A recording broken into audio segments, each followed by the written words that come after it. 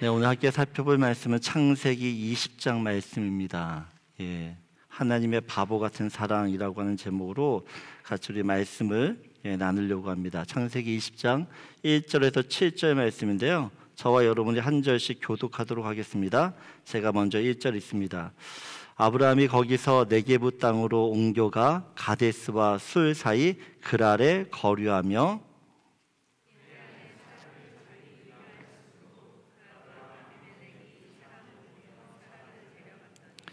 그 밤에 하나님이 아비멜렉에게 현몽하시고 그에게 이르시되 네가 데려간 이 여인으로 말미암아 네가 죽으리니 그는 남편이 있는 여자임이라.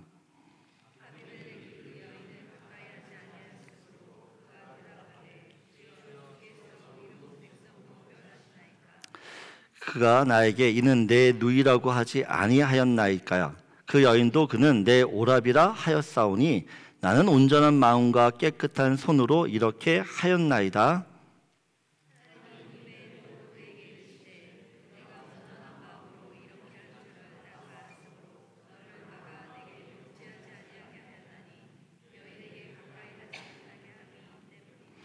(7절) 같이 있습니다. 이제 그 사람의 아내를 돌려보내라. 그는 선지자라. 그가 너를 위하여 기도하리니 네가 살려니와 내가 돌려보내지 아니하면 너와 내게 속한 자가 다 반드시 죽을 줄 알지니라. 아멘. 믿음이 좋다고 해서 죄를 안 짓는 게 아닙니다. 실수를 안 하는 게 아니죠. 성경은 선줄로 생각하는 자는 넘어질까 조심하라라고 이야기합니다. 내가 괜찮게 신앙생활하고 있다라고 생각하는 그때가 사실은 가장 위험한 때라는 거죠. 가장 위험한 때, 넘어지기 쉬울 때라는 겁니다. 다윗이 언제 넘어집니까? 주변 모든 나라를 정복하고 가장 힘있고 잘 나갈 때예요. 그때 넘어집니다. 엘리야가 이세벨을 피하여 광야로 도망을 치는데 그때가 언제인가 보면 갈멜산에서 바알과 아세라 선지자 850명과 싸워서 이기고 난 다음이에요. 영적인 큰 승리를 한 다음에 도망을 칩니다. 예수님께서 언제 베드로에게 사단아 내 뒤로 물러가라고 말씀하시죠? 베드로가 예수님을 향한 진정 어린 신앙 고백을 한 직후라는 것입니다. 직후. 아브라함도 예외가 아닙니다. 창세기 19장 우리가 살펴보았지만 아브라함은 하나님이 찾으시는 한 사람, 그 한 사람이 되어서 하나님의 마음으로 소돔과 고모라를 위해서 정말 간절히 기도했어요. 하나님이 칭찬할 만한 그런 믿음의 사람이었습니다. 그런 아브라함이 이 창세기 20장에서 처참하게 무너집니다. 오늘 우리는 이 아브라함의 실패를 통해서 성도는 어떻게 해야지만 실패하지 않고 실수하지 않는지에 대한 말씀을 나누려고 합니다. 여러분, 사람마다 다 약점이 있어요. 약점이 없는 사람은 없습니다.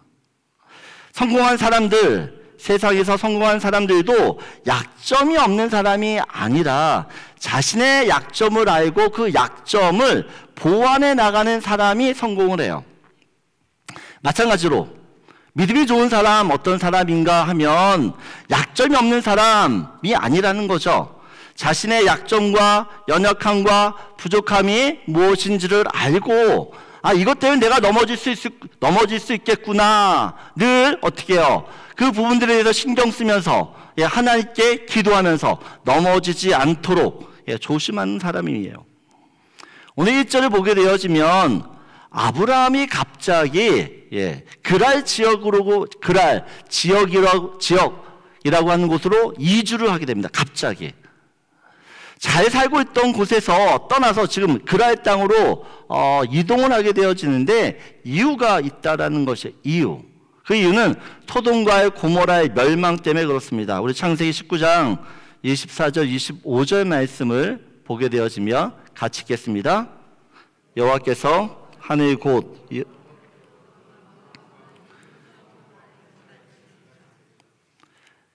그 그 성들과 온 들과 성에 거주하는 모든 백성과 땅에 난 것을 다 엎어 멸하셨더라라고 이야기해요. 여러분, 아브라함은 소돔과 고모라 근처에 살고 있었어요. 근처에 살고 있었기 때문에 하늘에서 유황과 그다음 불이 소돔과 고모라에 비같이 내리는 것을 봤을까요? 못 봤을까요? 네? 그럼 오로라 보셨어요? 안 보셨어요? 예. 하늘의 오로라를 우리가 지난번에 보았듯이 하늘에서 불과 유황이 떨어지는 것을 아브라함도 봤어요. 아브라함도. 하늘에서 유황과 불이 빛처럼 내리는 걸 보니까 너무 무서운 거죠. 그래서 보다 안전한 곳으로 이동하게 되는데 그곳이 그랄 지역이었습니다. 그런데 걱정되는 한 가지는 사라의 뛰어난 이 미모 때문이에요. 이 사라의 미모가 너무 뛰어나다는 것입니다. 여러분, 사라의 나이가 지금 방년 몇 살이죠? 방년 89세. 89세. 89세임에도 불구하고 모든 남자들이 탐낼만한 아주 뛰어난 미모를 가지고 있어요. 아브라함은 늘 이 사라의 아름다움과 미모 때문에 늘 자신의 생명을 걱정해야 됐습니다. 90세가 다 되었는데도 결혼하지 않은 미스처럼 보이는 건 정말 미스테리예요. 미스테리. 정말 사라가 몸 관리를 잘했던 것 같아요. 제가 정말 하나님 나라 가면 꼭 사라를 한번 만나보고 싶어요. 얼마나 미인인지 꼭 정말 제 눈으로 확인해 보고 싶어요. 여러분, 인생이 참 아이러니한 건 두려움을 피해서 지금 다른 곳으로 이동했는데 또 다른 두려움이 기다리고 있다는 것이에요. 아브라함, 소돔과 고모라가 불과 유황으로 멸망하는 것을 보고 이곳은 안전하지 않은 것 같아. 보다 좀 더 안전한 곳으로 가야지 해서 택한 곳이 그랄이었는데 그곳에서도 또 다른 고민거리, 걱정거리, 두려움이 있는 거죠. 11절을 보게 되어지면 같이 읽겠습니다. 아브라함이 이르되 이곳에서는 하나님을 두려워함이 없으니 내 아내로 말미암아 사람들이 나를 죽일까 생각하였음이요. 아브라함은 그랄 땅에 가면서도 내가 여기서 죽을 수 있겠다라는 두려움에 사로잡히게 됩니다. 여러분, 인생은 두려움의 연속이에요. 두려움이 끊이지 않습니다. 사라지지 않아요. 이 세상 어디를 가더라도 두려움 없는 곳은 없어요. 안전하지가 않다라는 거죠. 하지만 예수를 믿는 성도에게 안전한 곳이 있어요. 그곳에는 두려움이 없어요. 평안과 안정뿐이죠. 어딥니까? 바로 예수 안이라는 것이 예수 안. 성도는 예수 안에 있을 때만 모든 두려움 떠나가게 되어지고 하나님이 주신 그 참된 안정감, 그 평안을 누리게 되어 있습니다. 시편 27편 3절을 보게 되어지면 같이 읽겠습니다. 군대가 나를 대적하여 진칠지라도 내 마음이 두렵지 아니하며 전쟁이 일어나 나를 치료할지라도 나는 여전히 태연하리로다. 여러분, 지금 다윗의 상황이 다윗이 지은 시인데 다윗이 지금 어떻게 해요? 군대가 자기를 대적하여 죽이러 오는 겁니다. 전쟁이 일어나는데도 어떻게 해요? 두렵지 않대요. 여전히 그 마음에 평안, 평강이 있다라고 이야기합니다. 왜요? 다윗은 하나님 안에 어떻게 해요? 속해 있었기 때문이라는 겁니다. 여러분, 이 세상에 가장 안전한 곳은 주님 품인 줄 믿습니다. 오늘 이 예배가 주님이 여러분을 안으시는 예배가 되길 원합니다. 주님 품 안에 여러분이 거할 때에만 여러분이 가지고 있는 그 인생의 두려움 다 떠나가게 될 것이에요. 하나님이 주시는 그 평안함, 그 안정감을 통하여서 어떻게 해요? 내가 편안히 쉴 수 있는 것이에요. 아브라함과 사라가 이 그랄 지역으로 가면서 너무 두렵기 때문에 해결책을 서로 이야기하죠. 어떤 해결책을, 이 두려움을 해결하기 위해서 아브라함과 사라가 어떤 선택을 합니까? 오늘 2절을 보게 되어지면 사람들을 속이기로 결정하죠. 그래서 2절 보면 그 아내 사라를 자기 누이라 하였으므로 라고 이야기합니다. 아브라함과 사라 24년 전에 했던 실수를 지금 똑같이 반복하고 있어요. 24년 전에 아브라함은 자기의 아내 사라를 누이 동생으로 속였습니다. 애굽 왕한테. 그래서 어떻게 됐죠? 애굽 왕이 사라를 데려갑니다. 근데 똑같이 이번에도 자기 아내를 누이 동생으로 속였을 때 어떻게 해요? 아비멜렉이 사람을 보내서 사라를 데려가게 됩니다. 여러분, 늘 제가 말씀드리지만 아브라함이 그랄 지역으로 이동을 할 때 하나님께 기도했을까요? 안 했을까요? 아브라함이 지금 그랄 지역으로 낯선 땅입니다. 낯선 땅. 낯선 땅으로 가고 있는데 그 낯선 땅을 향해 갈 때 하나님께 기도했을까요? 안 했을까요? 네? 확실히 기도했어요? 안 했어요? 네? 했어요? 했어요? 좀 정말 기도했다면 아브라함은 자기 아내를 절대 동생으로 속이지 않죠. 왜냐하면 아브라함이 기도했다라는 것은 어떤 거예요? 하나님께 모든 걸 맡겼다라는 거죠. 하나님께서 우리 가정을 지키실 거라고 믿기 때문에 굳이 사람들 앞에서 내 여동생이야 라고 말하지 않는다라는 것입니다. 거짓말하지 않을 거예요. 아브라함과 사라가 사람을 속이기로 했다라고 하는 것은 하나님께 기도하지 않았다라는 증거예요. 아브라함이 왜 기도하지 않을까요? 여러분, 하나님께 왜 기도 안 하고 사세요? 예? 여러분, 기도하고 사세요? 기도하지 않고 사세요? 우리가 하나님께 기도하지 않는 이유는 내 힘으로도 살 수 있다고 생각하기 때문에 기도하지 않습니다. 정말 내 힘으로 살기 힘들다라고 하는 사람은요, 하나님께 기도할 거예요. 하지만 내가 기도하지 않는다라는 것은 여전히 여러분의 힘으로 살고 있다는 겁니다. 나를 믿고 내 능력과 내 커리어와 내가 가진 어떤 물질, 그걸 가지고 지금 여러분 살고 있다는 뜻이에요. 여러분, 저에게 믿음이 뭐냐고 라고 물어보시면 저는 이렇게 대답할 겁니다. 믿음은 하나님께 물어보는 거예요. 하나님께 묻는 게 믿음이에요. 물어본다라는 것은 내 뜻대로 내 마음대로 하지 않겠다라는 것을 전제하는 것이에요. 여러분, 신앙생활을 하면서 정말 우리가 하나님께 묻고 살아야 되는데 묻지 않고 기도하지 않고 사는 성도들이 참 많아요.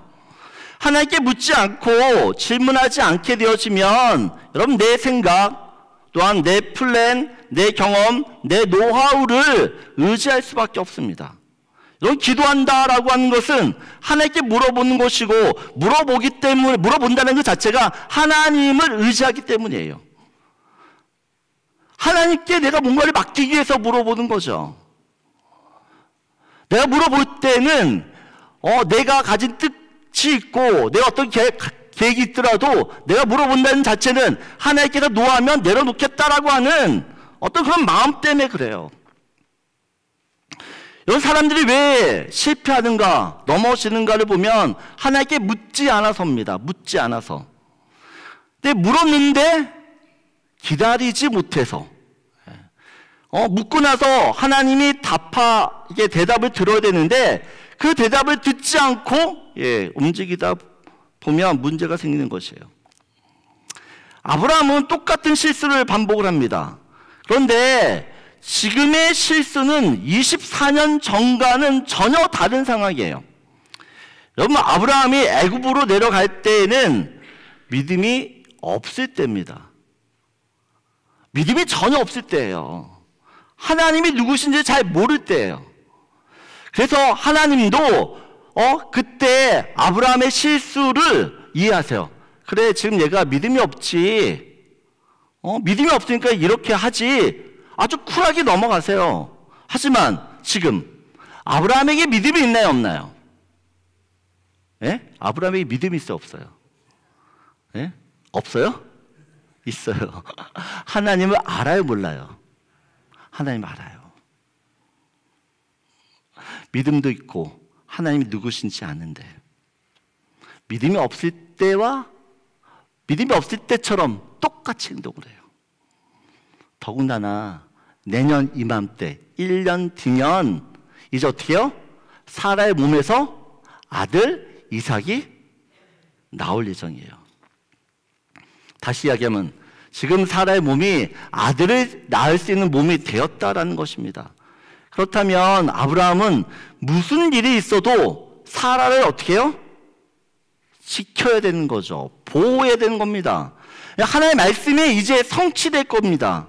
그걸 믿는다면 내가 죽을 게 두렵긴 하지만 내 아내를 사라라고, 이 사라를 내 아내라고 이야기해야 되는 게 맞는 거죠. 현지사님, 남편이 아브라함처럼 나를 2번 팔어. 살 거예요, 안 살 거예요? 예? 이혼해야 돼요? 믿음이 있어. 더 맞아야 돼요? 여러분, 아브라함을 보면 정말 어이가 없어요. 어떻게 저렇게 말도 안 되는 정말 어리석은 결정을 하나 싶습니다. 그런 결정 때문에 어떻게 큰 일을 닥치잖아요. 엄청난 위기를 지금 경험하게 됩니다. 아브라함 보면서 우리는 생각하죠. 왜 저래? 24년 동안 믿음 생활했다는데 왜 저래? 답답한 거죠. 그런데 여러분, 믿음에는 경지가 없어요. 경지가. 이만하면 됐어 라는 게 없어요.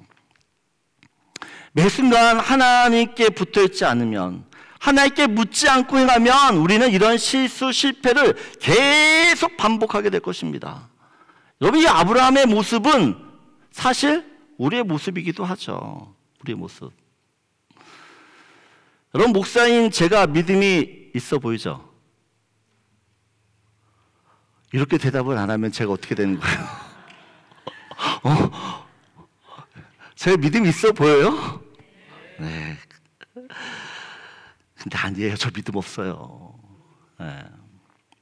믿음이 있는 것처럼 보여도 저도 온전치 못하다는 것이에요. 언제든지 넘어질 수 있는 연약함을 가진 인간이에요. 하나님의 은혜가 나에게 있지 않으면 쓰러질 수밖에 없는 그런 죄인에 불과하다라는 것입니다. 보세요. 아브라함과 지금 사라는 이제 곧 하나님의 약속대로 아들을 낳을 예정이에요. 근데 여전히 이삭을 가질 만한 어떤 신실함과 의로움과 책임감, 그 믿음의 자격이 보이지 않아요. 여러분, 우리의 모습이 우리가 어떤 사람인가 돌아보면 우리는요, 예수가 없으면 절대 살 수 없는 힘없고 연약하고 실수투성이의 죄인이라는 것을 깨달으셔야 됩니다. 내가 정말 약하구나. 내가 정말 부족하구나. 내가 이렇게 죄에 넘어지는구나. 이것을 알 때만 하나님을 붙들게 되어져요. 하나님, 내가 이런 사람이에요. 내가 누군지를 인정할 때 하나님을 붙들고 하나님의 도움을 구하게 된다는 것이죠. 그래서 첫 번째 여러분과 나누고 싶은 말씀입니다. 같이 읽겠습니다. 성도는 믿음이 있어도 실수하고 실패하는 자신의 연약함 위에 끝까지 기도해야 됩니다. 여러분, 우리 믿음이 있는 것처럼 보이지만 넘어져요.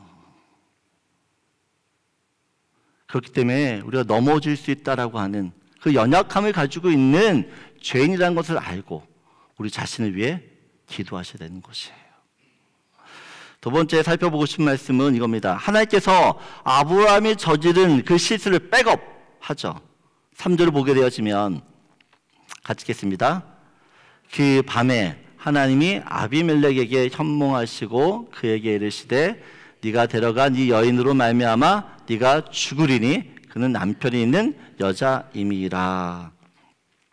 하나님은 약속을 신실하게 지키시고 이루시는 분입니다. 그런데 하나님의 약속이요, 늘 우리의 연약함, 인간의 연약함 때문에 위협을 받고 위태로워요. 마치 줄타기를 보는 것 같아요. 그런데 이 하나님의 약속이 늘 우리의 연약함 때문에 위태롭고 위험한데, 사실은 이 하나님의 약속이 위태로운 이유는 하나님 때문이라는 것이, 하나님 때문. 무슨 얘기냐? 하나님은 우리의 연약함을 아시면서도 우리 때문에 하나님의 약속이 위협받고 위태로울 수 있다라는 것을 아시면서도 하나님께서 우리에게 어떻게 약속을 끊임없이 맡겨요. 나 때문에 하나님의 약속이 깨질 수 있다라는 것을 알면서도, 위협을 받으면서도 신실하게 어떻게 해요? 그 약속을 계속 맡기는 거죠.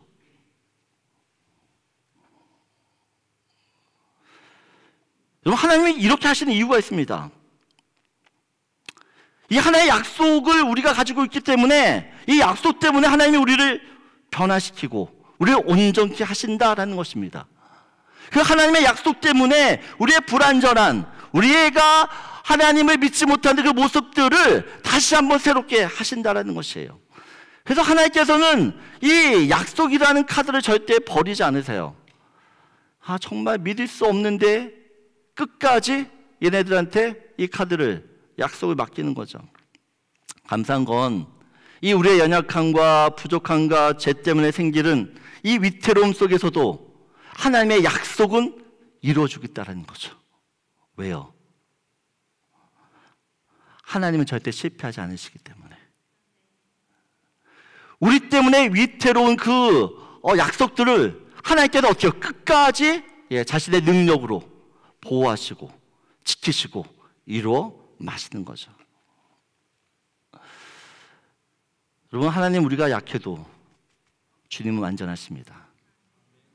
우리가 약해도 그 약함에 상관없이 하나님은 그 하나님의 전능하심을 통해서 우리의 약함을 메꾸어 가지고 계시는 줄 믿습니다.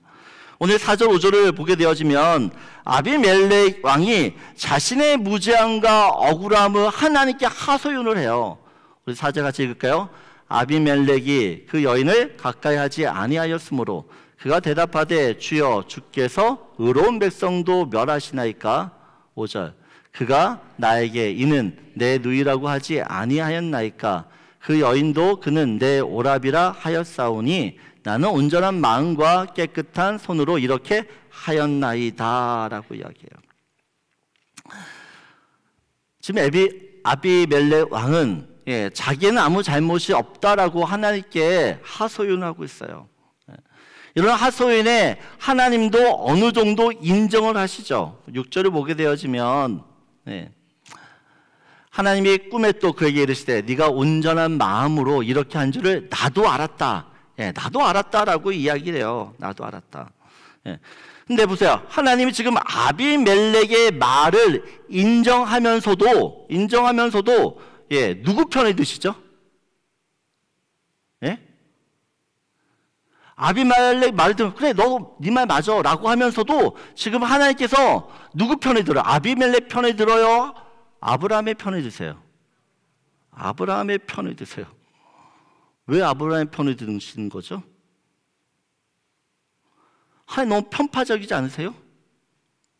하나님은 공평하신 하나님이잖아요. 공정하신 하나님. 근데 지금 보면 하나님이 잘못 없는 아비멜렉 내가 너 죽일 거야? 라고 이야기를 하고 오히려 아브라함한테는 선지자야 건들지 마 라고 이야기해요. 하나님이 좀 낯설게 느껴지지 않으세요? 여러분, 부모의 사랑은 공정한가요? 공정하지 않은가요? 예? 부모의 사랑은 공정해요? 공정하지 않아요? 공정해요? 아니, 그러니까 공정해 안 해요? 그것만 얘기하세요.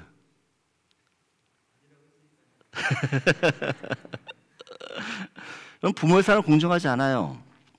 자식이 잘못하면 부모는 누구 편 들어요? 자식이 잘못해도 누구 편 들어요? 자식 편 들잖아요. 내 자식이 잘못해도 부모는 내 자식 편에 들 수밖에 없어요. 그래서 부모의 사랑은 편파적이에요. 편파적. 자식이라는 이유 그 하나 때문에 부모는 어떻게 해요? 자식의 모든 잘못을 감내하면서도 그냥 사랑하는 거죠. 내 자식인데 어떡할 거야? 내 자식인데. 그럼 마찬가지로 지금 아브라함이 실수를 해요. 잘못을 해요. 하지만 하나님에게 있어서 아브라함은 어떤 존재예요? 예? 어떤 존재예요? 자식 같아요.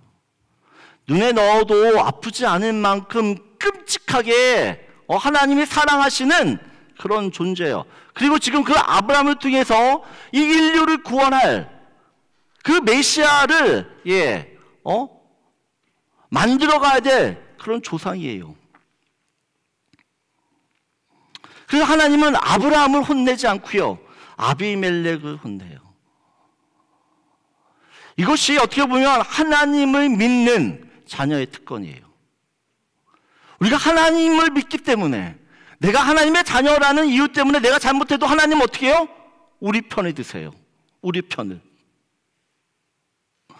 여러분, 아비멜렉이 죄를 안 지었다라고 이야기하지만 여러분, 아비멜렉도 죄를 짓습니다. 여러분, 강한 사람 앞에서 약한 사람은 말을 제대로 하나요? 강한 사람 앞에서, 힘 있는 사람 앞에서 힘없는 사람들이 말을 제대로 해요? 예? 우리 영주권을 주려고 하는 그 식당 주인들 앞에서 영주권을 받지 못하는 그 조목원들이 어떻게 하죠? 어떻게 해요?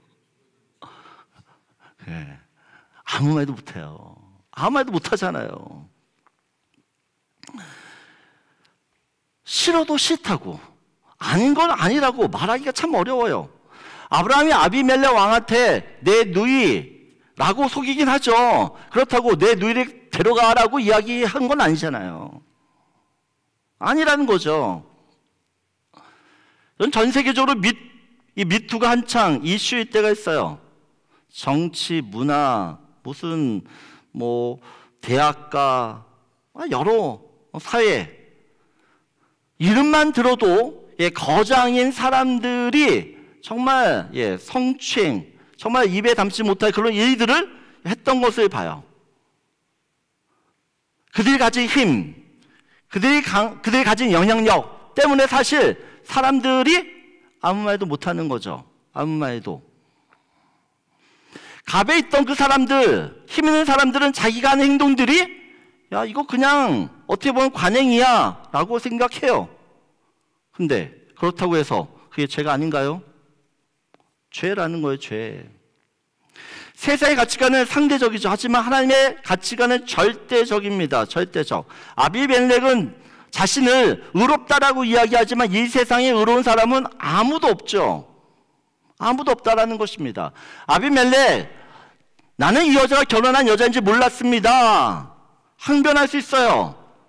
하지만 몰라도 죄를 지을 수 있는 거죠.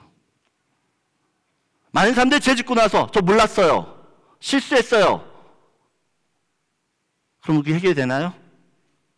아니잖아요. 죄 진 건 죄 진 거예요.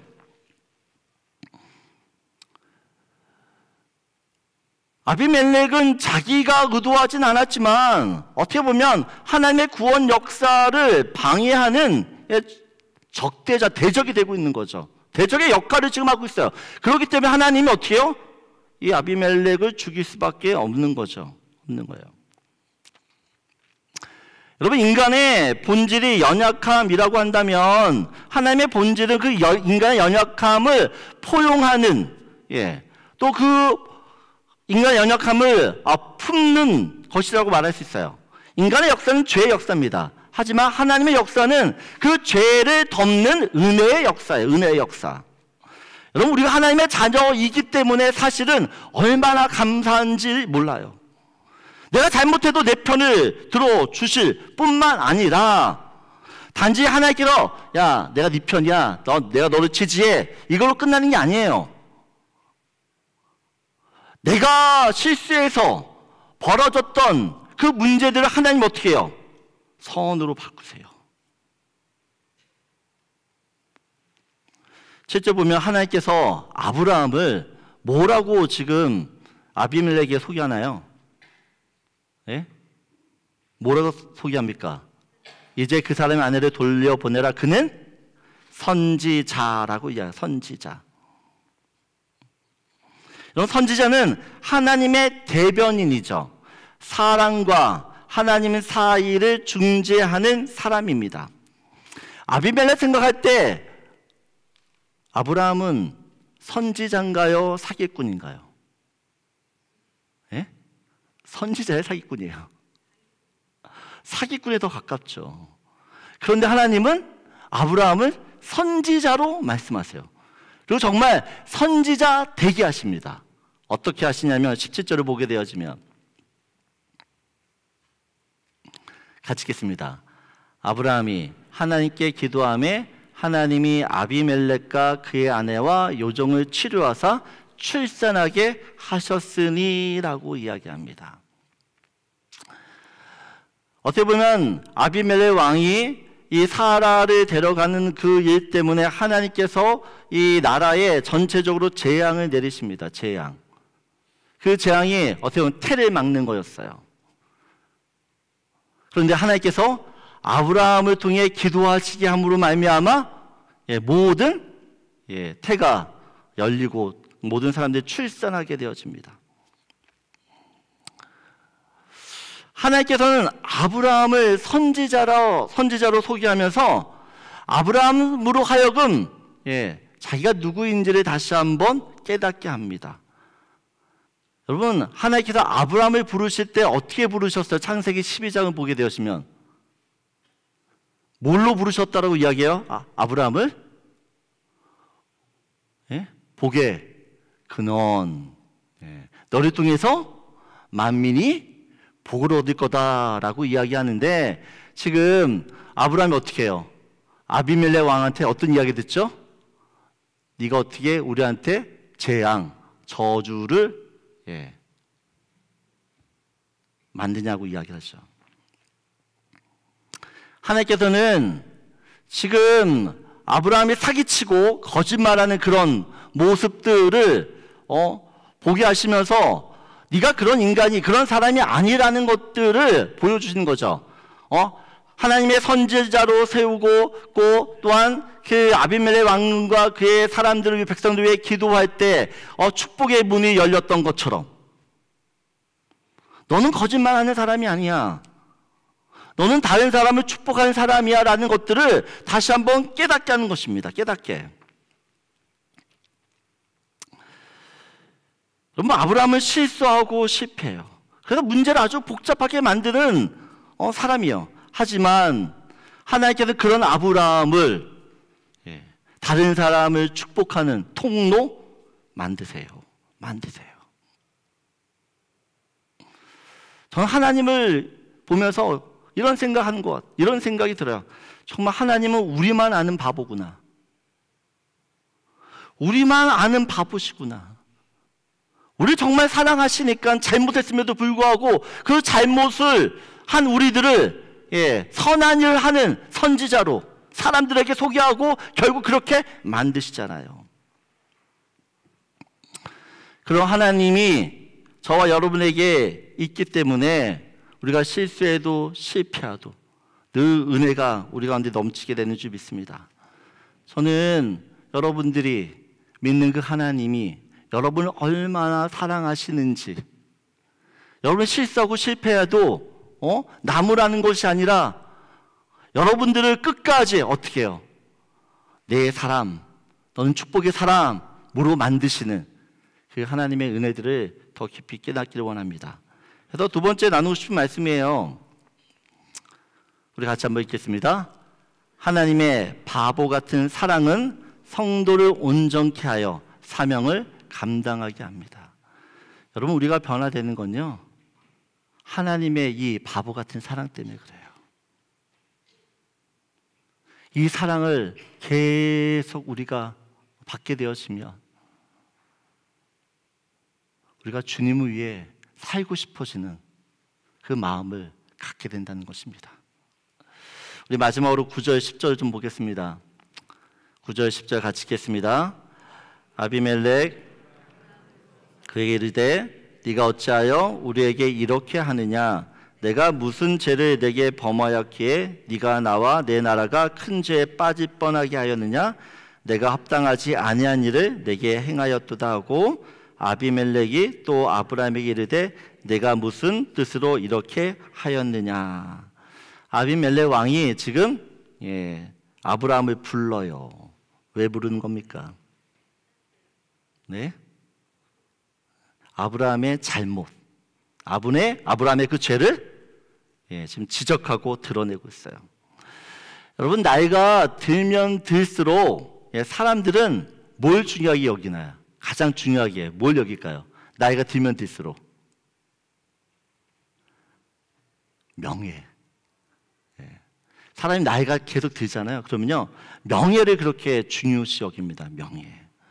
아브라함은 가나안 땅에 살면서 많은 사람들로부터 인정받고 존경받은 사람이었어요.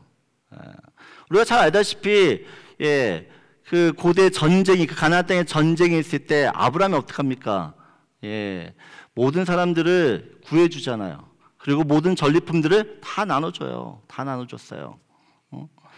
가나안 땅에 있는 사람들은 아브라함 보면서 그래, 아브라함 괜찮아. 야, 저 많은 사람 없어. 이런 인정받고 존경을 받던 사람이었어요. 그런데 그가 그랄 지역, 그랄이라고 하는 그 동네에 오면서 완전히 거짓말하고 사기치는 아주 편협한 인간이 됩니다. 여러분, 지금 아비멜렉 왕이 아브라함을 부르고 있어요. 불렀을 때 누구와 같이 했죠? 누구랑 같이 있을까요? 8절을 보면 이렇게 얘기합니다. 아비멜렉이 그날 아침에 일찍 일어나 모든 종들을 불러 그 모든 일을 말하여 들려주니 그들이 심히 두려워하였더라 라고 이야기합니다. 지금 아비멜렉 왕이요, 많은 신하들 앞에 있는 거죠. 그 신하들 앞에 지금 아브라함을 부른 거예요. 부른 거예요. 그래서 지금 그 많은 사람들 앞에서 지금 아브라함이 지금 뭐 하고 있는 겁니까? 망신당하고 있는 거예요. 망신. 아주 대망신을 당하고 있어요. 여러분, 그 사람들이 아브라함을 보면서 무슨 생각할 거예요? 쟤 때문에 우리가 지금 재앙을 받는다. 손가락질 하고 있는 겁니다. 사람들에게 지금 아브라함은 민폐예요. 민폐. 밉상의 아이콘. 아브라함의 위신과 체명이 완전히 바닥에 그냥 떨어졌어요.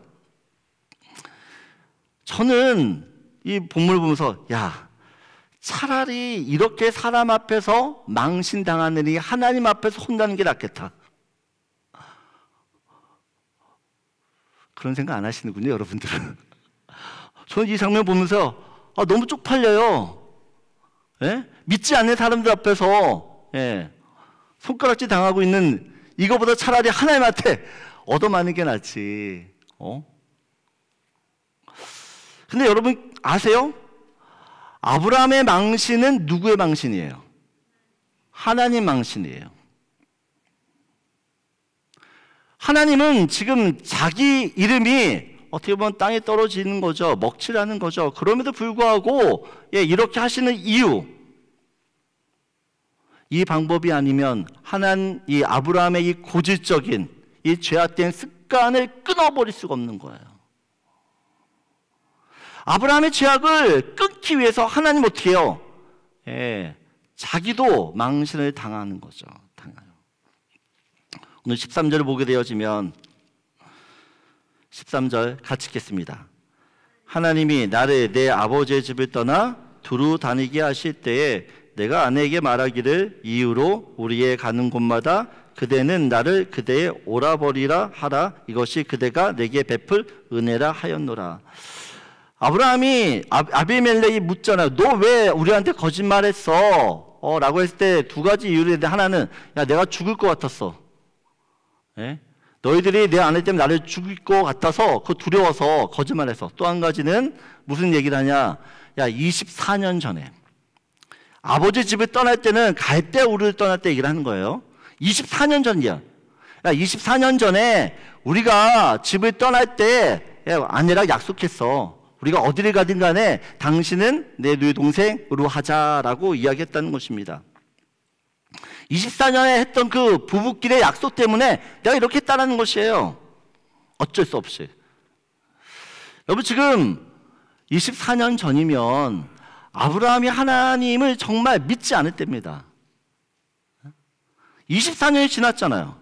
하나님 믿었으면 어떻게 해요? 하나님 몰랐으니까 그때는 이렇게 서로 약속할 수 있어요. 부부끼리 우리 이렇게 하자. 이렇게 해야지 우리 안전할 수 있으니까. 그런데 지금은 하나님 믿었잖아요.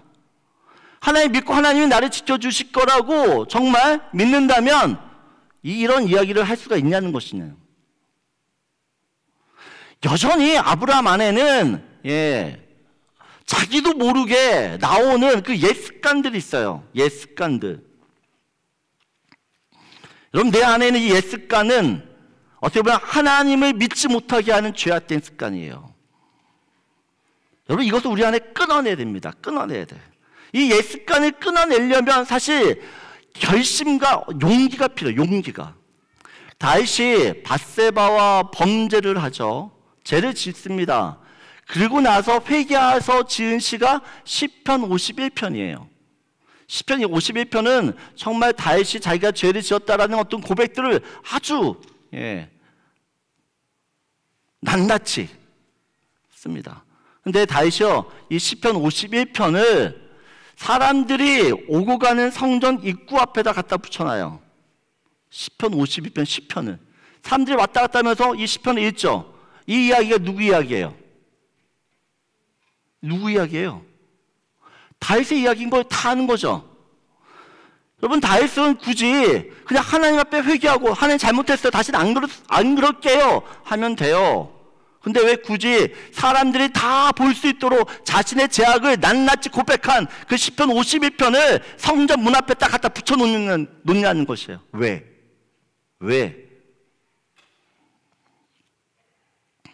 다시는 내가 이런 죄를 짓지 않겠다고 하는 결심 때문에 그래요. 이런 결심을 하기 위해서는 용기가 필요한 겁니다. 용기. 저는 다윗처럼 우리 성도님들이 내 안에 있는 이 죄악들을 끊어내고자 하는 결단과 용기들을 가지셨으면 좋겠어요. 여러분 죄악은 절대 쉽게 끊어지지 않아요. 기회가 되고 상황만 맞게 되어지면 언제든지 내 안에 숨어있던 죄들이 슬금슬금 내한테 올라와서 어떻게요? 나를 넘어뜨려요. 여러분 내가 잘못했습니다. 이 말하기가 참 어려워요. 이 말하기가 참 어려워요. 용기가 있어야지만 잘못했어요 라고 말할 수 있어요. 하나님께서는 용기 있게 자신의 죄악을 인정하고 드러내는 사람, 그 사람에게 야 나도 너를 기억하지 않아 라고 말씀하시는 거죠.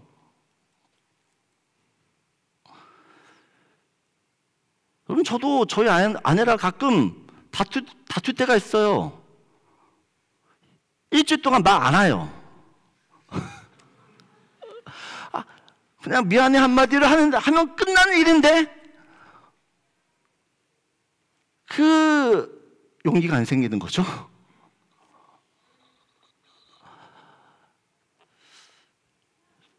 여러분 우리가 사실은 우리 죄악들을 내놓을 수 있는 인정할 수 있는 용기가 필요해요. 용기가. 우리 옆에 있는 분들과 이렇게 인사하시죠. 제가 잘못했습니다. 얼굴 보고 하세요. 부부들은 얼굴 보고 한 번 더 얘기하기서 내 탓이에요. 네. 여러분, 이 한마디면 모든 게 끝나는데 참 이 말 한마디 하기가 너무 어려워. 근데 용기가 필요한 겁니다. 용기가. 여러분, 여호수아가 12지파를 이스라엘 12지파를 물러놓고 마지막으로 이런 유언을 해. 이런 유언. 여호수아서 24장 14절 15절을 보게 되어지면 같이 읽겠습니다.